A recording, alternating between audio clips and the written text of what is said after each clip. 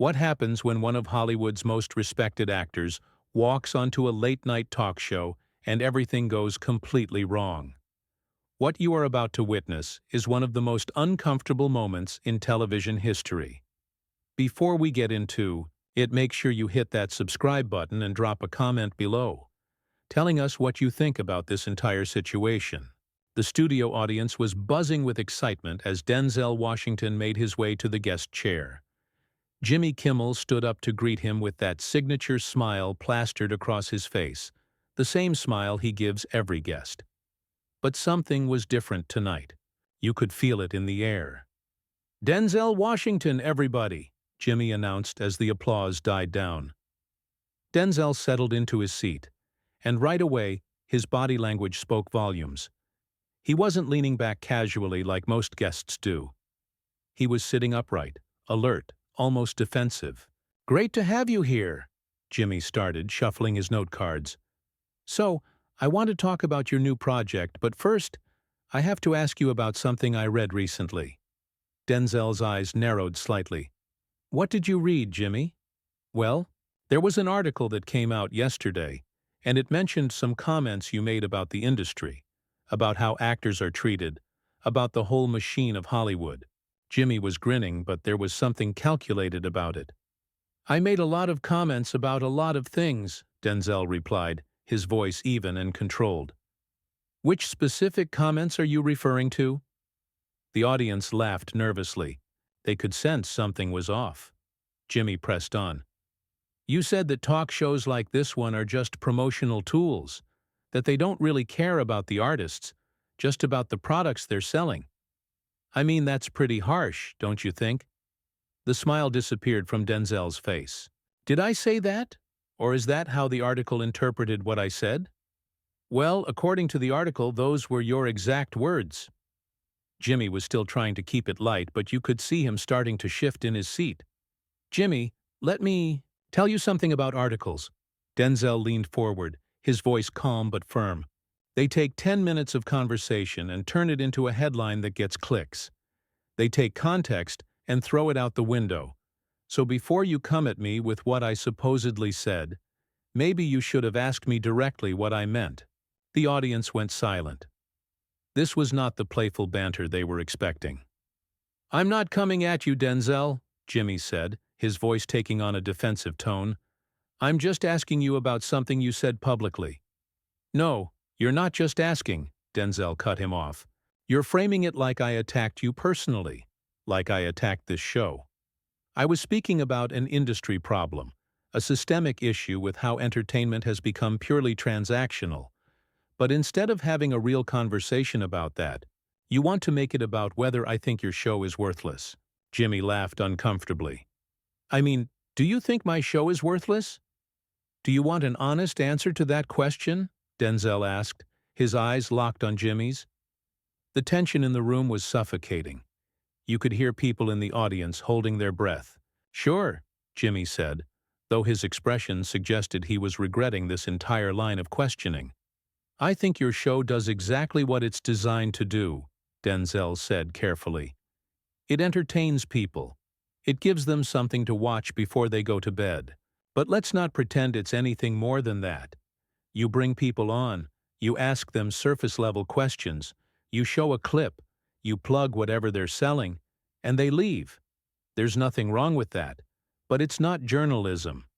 It's not even really a conversation most of the time." "Well, that's what a talk show is, Denzel," Jimmy said, his voice rising slightly. "It's entertainment. People don't tune in to watch me conduct hard-hitting interviews. They want to laugh, they want to see their favorite stars, they want to have fun. And that's fine," Denzel replied. "But when I make a comment about how this format is limiting, about how it reduces actors to salespeople, don't twist it into me attacking you personally. I'm talking about the format, about the system." "But you knew what this was when you agreed to come on," Jimmy shot back, and now his frustration was showing. "Nobody forced you to be here. If you have such a problem with talk shows, why did you accept the invitation?"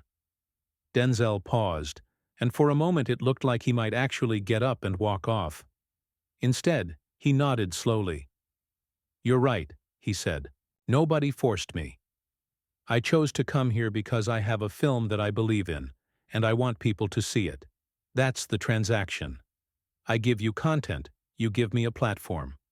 But that doesn't mean I'm going to sit here and let you misrepresent what I said to score points with your audience." "I'm not trying to score points," Jimmy protested.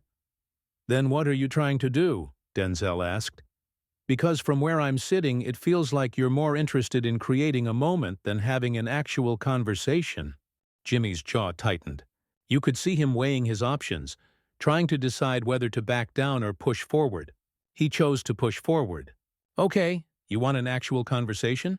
Jimmy said, leaning back in his chair. "Let's have one. You've been in this industry for decades, Denzel. You've done the press tours, you've sat on these couches hundreds of times. You know how this works. But suddenly now, after all these years, you have a problem with it? What changed?" "What changed is that I stopped pretending," Denzel said without hesitation. "I stopped acting like this whole circus is normal. You want to know the truth? Every time I sit down for one of these interviews, I'm playing a character. I'm playing the version of Denzel Washington that people expect to see. Charming, humble, grateful. And I am grateful, don't get me wrong. But I'm also tired of the performance." "So this is the real you?" Jimmy asked, gesturing toward Denzel. "The guy who comes on a show and lectures the host about how meaningless it all is?" "No, Jimmy," Denzel replied, his voice calm but sharp. "This is the version of me that shows up when someone tries to put words in my mouth. This is what happens when you lead with a gotcha question instead of genuine curiosity." "It wasn't a gotcha question," Jimmy insisted. "You said something controversial and I asked you about it. That's literally my job." "Your job is to make your guests look good so they keep coming back," Denzel countered. "Your job is to keep things light and breezy so nobody changes the channel. But you decided to start this interview by trying to make me defend myself. And now you're surprised that I'm not playing along." The audience was completely silent now. Some people looked uncomfortable. Others were leaning forward, captivated by what was unfolding. Jimmy ran his hand through his hair, clearly flustered. "Look, I don't want this to turn into a fight. I respect you, Denzel. Everyone respects you. You're one of the greatest actors of all time. I just thought we could have an honest discussion about what you said." "Then let's have an honest discussion," Denzel said, crossing his arms. "Ask me what I actually meant instead of what you think I meant." Jimmy nodded, taking a breath. "Fine. What did you mean when you said that talk shows are just promotional tools?" "I meant exactly that," Denzel said. "The entire format is built around promotion. I'm not here because you're fascinated by my thoughts on acting or life or anything substantial. I'm here because I have a movie coming out, and your show has millions of viewers. That's the exchange. And there's nothing inherently wrong with that, but let's call it what it is." "But we do talk about other things," Jimmy argued. "We play games, we tell stories, we connect with the audience." "Do we, though?" Denzel asked, tilting his head. "Or do we perform connection? Think about it, Jimmy. When was the last time you had a guest on this show and you asked them something that actually made them think? Something that went beyond the script, beyond the talking points their publicist approved?" Jimmy opened his mouth to respond, then closed it again. He was clearly searching for an example. "Exactly," Denzel said, not unkindly. "It's not your fault. It's the format. Everything is timed down to the second. There are commercial breaks to hit, segments to get through, clips to show. There's no room for anything real." "So what do you want from me?" Jimmy asked, and for the first time he sounded genuinely curious rather than defensive. "What would a real conversation look like?" "It would look like this," Denzel said, gesturing between them. "Two people talking honestly even if it's uncomfortable. Even if it doesn't make for good promotional material. Even if it means we disagree." "But you're angry," Jimmy pointed out. "You came out here with your guard up." "I came out here ready to have the same conversation I always have," Denzel corrected him. "You're the one who started with the article, with the accusation. You set the tone, not me." Jimmy shook his head. "I didn't accuse you of anything. I asked you about something you said." "The way you ask a question is just as important as the question itself," Denzel said. "You didn't ask me to clarify my position. You asked me if I thought my own words were harsh. You framed it like I had done something wrong, like I needed to apologize for having an opinion about the industry I've been part of for 40 years. Maybe I could have phrased it better, Jimmy conceded, though he still looked frustrated. Maybe you could have, Denzel agreed. But here's the thing, Jimmy. This isn't just about you. This is about a pattern. Every time someone in this industry speaks honestly about how it works, about the problems we see, we get pushed back into our lane. We get asked to soften it, to make it more palatable, to remember that we're supposed to be grateful just to be here. Are you not grateful? Jimmy asked. Denzel laughed, but there was no humor in it. There it is. There's the question you've been wanting to ask this whole time. Am I grateful? Do I appreciate everything I have? Because if I'm complaining, I must be ungrateful, right? That's not what I said, Jimmy protested. But it's what you implied, Denzel said firmly. And that's the problem. We can't have honest conversations about the flaws in this system without someone asking if we're grateful, as if gratitude and criticism can't exist at the same time. I can be grateful for my career and still acknowledge that the way we promote art has become hollow. Jimmy shifted in his seat, clearly trying to regain control of the interview. Okay, but help me understand something. If you feel this way, if you think the whole promotional system is broken, what's the alternative? How else are people supposed to know about your projects? I don't have all the answers, Denzel admitted, but I know we can do better than this. We can have conversations that actually mean something. We can treat actors like human beings with complex thoughts instead of products to be packaged and sold. I do treat you like a human being, Jimmy said, his voice rising again. I invited you here. I'm giving you a platform. I'm trying to have a conversation with you. But you came out here hostile from the start. I wasn't hostile, Denzel said, his tone measured. I was honest, and apparently, honesty reads as hostility to you. No, Denzel, Jimmy shot back. Sitting there with your arms crossed, challenging everything I say, that's hostility. I've had thousands of guests on this show, and somehow I managed to have pleasant conversations with almost all of them. But you come out here looking for a fight. Denzel uncrossed his arms and leaned forward. You think I wanted this? You think I woke up this morning hoping to have a confrontation on national television? I came here to talk about my film, Jimmy. You're the one who opened with the article. Because it was relevant, Jimmy insisted. Because my audience wants to know where you stand on these issues. Your audience wants to be entertained, Denzel corrected. They want drama. And that's what you're giving them right now. You're turning this into a spectacle instead of a dialogue. Maybe because there's no dialogue to be had, Jimmy said, his frustration finally boiling over. You're not interested in having a conversation. You're interested in making your point, in proving that you're above all this, that you're too intellectual for a silly little talk show. The audience gasped. This had crossed a line and everyone knew it. Denzel sat back, nodding slowly. There it is. That's what this is really about. You feel disrespected. You feel like I'm looking down on you. Are you not? Jimmy asked pointedly. No, Denzel said emphatically. I'm not looking down on you. I'm looking at a system, a format, a way of doing things that I think we've all accepted for too long. But you're making this personal when it was never personal. It feels pretty personal sitting here being told that my show is meaningless, Jimmy said. I never said your show was meaningless, Denzel replied, his voice steady. I said the format is limiting. I said the way we do these promotional tours reduces art to commerce. But you heard criticism of the system and you took it as a personal attack. Because I am the system, Denzel, Jimmy said, spreading his arms wide. This show, this set, this audience, this is what I do. So when you criticize it, you are criticizing me. Then maybe that's the problem, Denzel said quietly. Maybe we've all become so identified with our roles in this machine that we can't see the machine for what it is. Jimmy stared at him for a long moment. So what do you want me to do? Apologize for having a successful talk show? Apologize for giving actors a place to promote their work? I don't want you to apologize for anything, Denzel said. I want you to understand that it's possible to participate in something and still question it. I'm sitting here right now, aren't I? I showed up. I'm doing the interview. But I'm also telling you that we could be doing this better. Better how? Jimmy asked. And now he sounded exhausted. What does better look like to you? Better looks like this, Denzel said, gesturing around. Two people having a real exchange, even if it's uncomfortable. Even if it doesn't fit neatly into a 7-minute segment. Better means asking questions because you genuinely want to know the answer, not because it's written on a card in front of you. I do want to know the answers, Jimmy said defensively. Do you?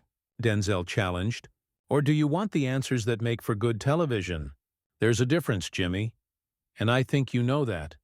Jimmy looked out at the audience, then back at Denzel. You know what?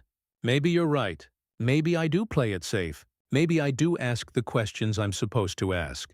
But that's because this show has to work for a lot of different people. I can't turn every interview into a philosophical debate about the nature of media and commerce. I'm not asking you to, Denzel said. But when someone comes on and challenges the format, maybe don't treat them like they're attacking you personally. Maybe see it as an opportunity to have a different kind of conversation. Is that what this is? Jimmy asked. An opportunity? It could be, Denzel replied. If you're willing to see it that way. Jimmy took a deep breath, and you could see something shift in his expression. The defensiveness started to crack just slightly. All right, Denzel. Let's say you're right. Let's say the format is limiting. Let's say we're all just going through the motions most of the time. What would you actually want to talk about right now if we threw the format out the window? Denzel seemed surprised by the question. For the first time since he sat down, his shoulders relaxed just a fraction. I'd want to talk about why we make art in the first place. I'd want to talk about the responsibility that comes with having a platform. I'd want to talk about whether any of this actually matters in the grand scheme of things. Does it matter? Jimmy asked, and this time there was no sarcasm in his voice. It was a genuine question. I don't know, Denzel said honestly. Some days I think what we do is vital, that stories shape culture, that they help people understand themselves and each other. Other days I think we're just distracting people from their real problems, helping them avoid the hard work of actually changing things. That's pretty dark, Jimmy said. It's honest, Denzel replied, and maybe that's what's been missing from these conversations. The honesty, the willingness to admit that we don't have all the answers, that we're all just trying to figure this out as we go. Jimmy nodded slowly. You know what the crazy thing is? I actually agree with a lot of what you're saying. I do feel like I'm on autopilot sometimes. I do ask the same basic questions, hit the same beats, keep everything light and easy. But I also have a team of people depending on this show. I have advertisers to keep happy. I have a format that works. I understand that, Denzel said. I'm not asking you to blow up your entire show. I'm just saying that maybe, every once in a while, we can push against the boundaries a little bit. We can have a moment like this where things get real, where people see that we're not just characters playing our parts. Even if it makes people uncomfortable? Jimmy asked. Especially if it makes people uncomfortable, Denzel said. Because that's when real change happens. When we stop performing and start being present. Jimmy laughed, and this time it was genuine. You know, I bet my producers are losing their minds right now. This is probably the worst promotional interview in the history of this show. Or the best one, Denzel countered with a slight smile. Depends on what you think the purpose of all this is. Touché, Jimmy said. He looked down at his note cards, then pushed them aside. Can I ask you something without the cards? Just me asking you person to person? That's all I've wanted from the beginning, Denzel said. Do you think I'm good at what I do? Jimmy asked, and the vulnerability in the question was striking. Not whether the format is good or whether talk shows matter, but do you think I'm good at this? Denzel considered the question carefully. I think you're very skilled at navigating the format you've been given. You're quick, you're funny, you know how to put people at ease, but I also think you're capable of more than what the format allows. That's not a criticism, Jimmy. That's actually a compliment. It doesn't feel like a compliment, Jimmy admitted. Because we're trained to see any suggestion that we could do better as an insult, Denzel said. But growth requires discomfort. It requires people pushing back against us, challenging us to think differently. Is that what you've been doing? Jimmy asked. Pushing back to help me grow? I've been pushing back because you came at me with that article, Denzel said with a slight smirk. But yeah, maybe there's something productive in this mess we've created. Jimmy shook his head, smiling despite himself. My publicist is going to kill me. Your publicist is probably already dead. Probably, Denzel agreed. But you know what? People are going to remember this interview. They're going to talk about it. Not because we plugged a movie or told a cute story, but because something real happened here. Something real and deeply awkward, Jimmy added. The best things usually are, Denzel said. There was a moment of silence between them, and the tension that had filled the studio for the past several minutes seemed to finally ease. The audience, which had been holding its collective breath, started to relax as well. So, Jimmy said, picking up his note cards and immediately putting them back down. Your new film, do you actually want to talk about it? Or should we continue deconstructing the entertainment industrial complex? Denzel laughed, a real, genuine laugh. We can talk about the film. But I reserve the right to go off script if you ask me something that deserves a real answer. Deal, Jimmy said. So tell me about this project. And I'm asking because I'm genuinely curious, not because it's on my card, although it is on my card. The film is about a man who spent his entire life playing roles, Denzel began, and there was a knowing look in his eye, about what happens when he starts to question whether any of those roles are really him. It's about identity, about authenticity, about the masks we wear and the cost of wearing them. That sounds familiar, Jimmy said wryly. It should, Denzel replied. We're all living some version of that story. The question is whether we're brave enough to take the mask off every once in a while. And what happens when we do? Jimmy asked. Sometimes we have confrontations on talk shows, Denzel said with a slight smile. Sometimes we make people uncomfortable, but sometimes we also connect with each other in a way that actually means something. Jimmy nodded, and for a moment they just looked at each other with what seemed like mutual understanding. Well, this has been one of the most unusual interviews I've ever conducted. Good, Denzel said simply. I don't know if I handled it well, Jimmy admitted. Neither do I, Denzel said. But we showed up honestly, and that's worth something. The audience finally erupted into applause, not the polite promotional applause they give at the end of every interview, but something that felt different, more genuine, more earned. That is what happens when two people stop performing and start being real with each other. Make sure you subscribe and drop a comment below. What do you think? Should celebrities be more honest in interviews even if it makes things uncomfortable? Let us know your thoughts.